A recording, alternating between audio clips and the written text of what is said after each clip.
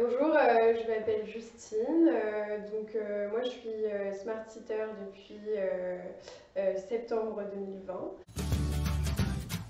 Je suis parisienne depuis maintenant 8 ans, mais mes parents habitent dans le Loir-et-Cher, donc je suis plutôt de la campagne. Alors, en fait, depuis que je suis à Paris, je fais de l'escalade en bloc. Ok. Ouais, pour moi, c'est vraiment hyper important. Et j'aime bien le partager aussi avec les enfants que je garde. Oui, alors moi j'ai passé mon BAFA quand j'étais plus jeune, donc à 17 ans. J'ai encadré des enfants dans le cadre de colo, dans le cadre de centres de loisirs. Et puis j'avais aussi avant, donc quand j'étais en licence, gardé des enfants avec une famille. Mais j'étais pas passée par le smart sitting, puisqu'à l'époque ça n'existait pas. Voilà, donc j'avais déjà un peu d'expérience. Alors moi je trouve que l'intérêt du smart sitting, et surtout parce que j'ai un parcours qui me le permet, c'est de pouvoir allier le fait d'être étudiant et en même temps auto-entrepreneur. Ça donne une vraie flexibilité que j'avais pas forcément quand j'étais dans mes gardes avant, quand j'avais choisi une autre formule. C'est également aussi, moi j'étais assez intéressée par la démarche du smart sitting, donc on est là aussi pour proposer aux enfants des activités, aussi sur des méthodes que moi je trouve très intéressantes, comme la méthode Montessori, apprendre à responsabiliser les enfants, et on sait que quand on va rencontrer les familles, on sera sur une longueur d'onde qui risque d'être assez similaire, et donc ça, moi je trouve ça hyper intéressant. Je m'amuse à faire un peu d'origami avec les enfants, pas mal d'activités manuelles, et c'est vrai que le smart sitting, c'est aussi cette possibilité-là de se laisser un peu aller à de la créativité et des activités avec les enfants.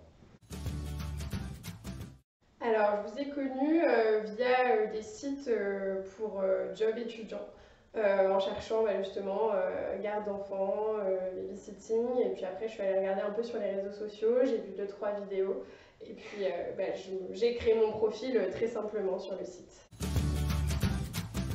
Alors, en fait, comme on a un statut d'auto-entrepreneur, c'est un peu spécial. On est payé 15 euros de l'heure.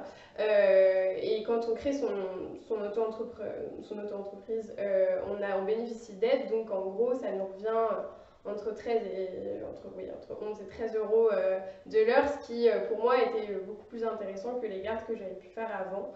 Où effectivement on avait un statut de salarié et c'était différent, et là c'est plus de flexibilité et aussi effectivement une rémunération un petit peu plus importante.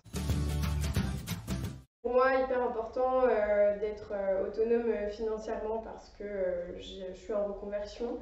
Et c'est vrai que je cherchais aussi cette flexibilité avec des horaires qui pouvaient convenir par rapport à mes heures de cours à côté, par rapport aussi éventuellement à avoir d'autres activités. Donc c'était la parfaite synthèse entre avoir un emploi qui me permettait d'avoir aussi une rémunération un petit peu plus importante et en même temps garder une flexibilité.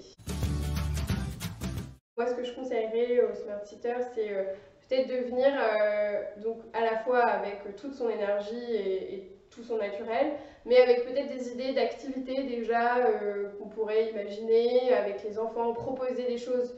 Après, ça conviendra peut-être pas à la famille, peut-être que les enfants voudront faire autre chose et tant mieux. Mais être force de proposition, même dès le premier entretien, et aussi dire ce que vous avez fait. Je ne sais pas si vous avez une passion, une activité que vous aimez faire. Les familles, ils adorent qu'on leur explique tout ça, et pourquoi pas faire découvrir aux enfants. Conseil pour être smart sitter, je pense que c'est important de faire attention à la manière dont on présente son profil sur la plateforme. On a plein de possibilités, donc ne pas hésiter à dire les activités qu'on fait, ce qu'on aime faire, se présenter aussi assez personnellement pour que la famille ait un petit peu une idée de qui on est. Ça, je pense que c'est assez important. Et puis après, être assez réactif. Il faut, je pense aussi, candidater dès l'instant où, même si vous n'avez pas forcément tout de suite vos emplois du temps, toute l'organisation de votre année, c'est aller quand même à la rencontre des familles, leur expliquer où vous en êtes, être très transparent avec eux. Et je pense qu'après, c'est aussi une histoire de feeling. Il y a des familles qui vont préférer tel ou tel profil, mais voilà. Et être très réactif. Quand vous recevez des mails comme quoi votre profil a intéressé une famille, montrez que vous êtes là, vous êtes réactif. Et à la fin de la rencontre, ne pas hésiter à renvoyer un petit message pour remercier la famille de vous avoir reçu. Ça fait toujours plaisir.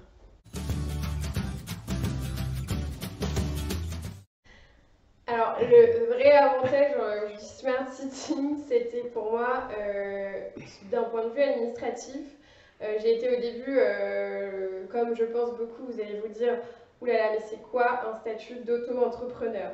Je n'ai jamais fait ça de ma vie, qu'est-ce que je vais faire? Je ne suis pas du tout dans des études administratives. C'est pas grave parce que vous avez une équipe qui est formidable et qui vous accompagne,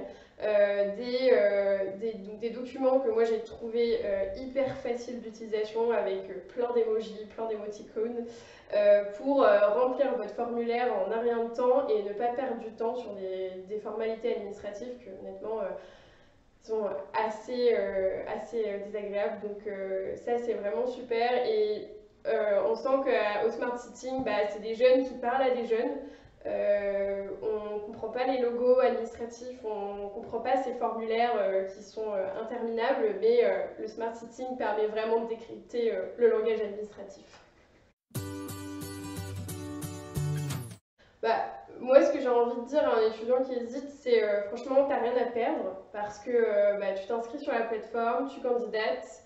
Je te souhaite que ça marche, hein. Je souhaite que ça marche pour tout le monde, mais au pire, t'as pas grand chose à perdre et c'est après derrière, en tout cas, t'es épaulé sur tes gardes. T'as une équipe qui est réactive, que tu peux contacter régulièrement si t'as des questions. Moi j'ai juste envie de dire tente si tu as envie de faire du babysitting et surtout si tu as des idées pour aussi rendre tes gardes un peu plus créatives et que tu rencontres des parents qui sont hyper motivés par ce que tu as à proposer. Oui, moi c'est vrai que c'était mon choix aussi, voilà, le choix de la flexibilité. C'est-à-dire que quand on est salarié, on a un certain nombre d'heures à faire et si je parle aussi dans le contexte actuel, c'est vrai que c'est beaucoup plus compliqué en ce moment, mais avec le Smart Sitting, c'est bien plus facile à gérer avec la famille. Pour eux, c'est aussi, je pense, assez simplifié de ce point de vue-là. Donc oui, pour moi, c'est vraiment, en tout cas, assez flexible comme emploi. Flexi-créativité.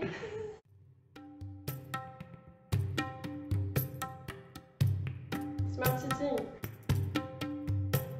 Activité Montessori. Origami. Spielberg. OSS 117.